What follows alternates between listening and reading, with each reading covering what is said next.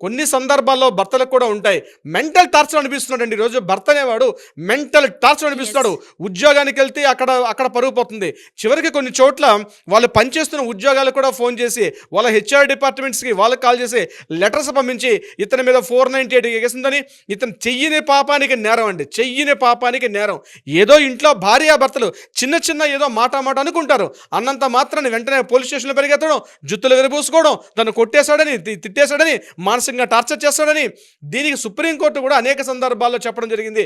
90% of 498 కేసులన్నీ కూడా fake case అని చెప్పి అనేక సందర్భాల్లో అనేక జడ్జిమెంట్లు అలహాబాద్ హైకోర్టు, ఢిల్లీ హైకోర్టు, మన తెలంగాణ హైకోర్టు అనేక కేసుల్లో కూడా చెప్పడం జరుగుతుంది. కానీ దీన్ని అడ్వాంటేజ్ తీసుకుంటున్నారు పోలీసులు కూడా. లా అండ్ ఆర్డర్లో పోలీసులు కూడా వీళ్ళతో కుమ్మకైపోతున్నారు. ఏదో ఏదో పెద్ద చెయ్యకూడని తప్పు చేసినట్టుగా నాన్ బెయిలబుల్ వారెంట్స్ ఇష్యూ చేయడం.